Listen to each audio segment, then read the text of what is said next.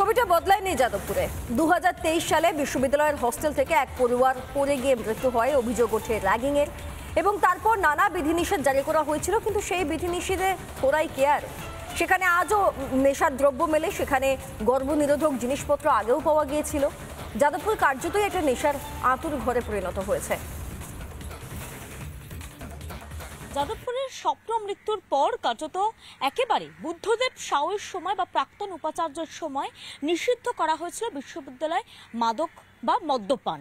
এবং শুধু তাই নয়, তারপর পুরো ইউনিভার্সিটি জুড়ে বিভিন্ন যে মদের বোতল বা বিভিন্ন এই ধরনের দ্রব্যগুলো ছড়িয়েছিল সেগুলো পরিষ্কার পর্যন্ত করানো হয়েছিল। কিন্তু তারপর কেটে গেছে কয়েকগুলো মাস, এরপর আবারও মাথাচাড়া দিয়ে উঠেছে নকশালবাদ।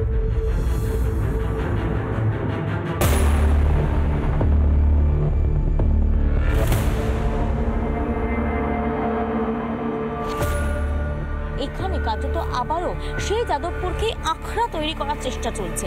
তাই তো কোথাও গিয়ে আমরা যখন আবার যাদবপুরের আসল ছবিটা কোথায় আমরা জানার জন্য এলাম, সেই সময় ওয়াটার এটিএম এর সামনে একদম বিশ্ববিদ্যালয়ের রোড যেখানে এত যাতায়াত হচ্ছে, সেখানে এখনো কিন্তু এরকম ছড়িয়ে ছিটিয়ে পড়ে রয়েছে এবং মদের যে বোতলগুলো সেগুলো ছড়িয়ে ছিটিয়ে রাখা রয়েছে। এবং এই জায়গা থেকে এটা অন্তত বোঝা খুব একটা কঠিন বিষয় নয় যে এখানে একটা আসর প্রত্যেকদিন বসছে, এখানে ছাত্ররা কতটা সামিল থাকছে এবং সেটার পাশাপাশি যে রেগুলেশন দেওয়া হয়েছিল, যে রেগুলেশন এই সময় রাখা হয়েছিল যে কোনো রকমভাবে ইউনিভার্সিটির মধ্যে মদ্যপান করা যাবে না, মাদক আনা যাবে না, সেই রেগুলেশন কতটা কি মানা হচ্ছে সেই নিয়েও কিন্তু এই মুহূর্তে একটা বড়সড় প্রশ্ন উঠে যাচ্ছে।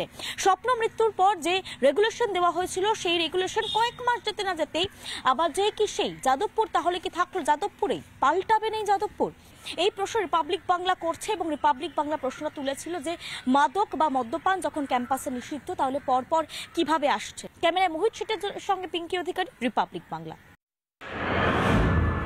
পড়ুয়া বিক্ষোভে জেরবার যাদবপুর বিশ্ববিদ্যালয়। উপাচার্য অসুস্থ, গতকাল হাসপাতালে দেখতে যান এসএফআই এর যারা ছাত্র নেতা এবং যারা কর্মীরা রয়েছেন তারা। এবং আজকে সকাল থেকে কিন্তু তাদেরকে দেখা যাচ্ছে অরবিন্দ ভবনের সামনে।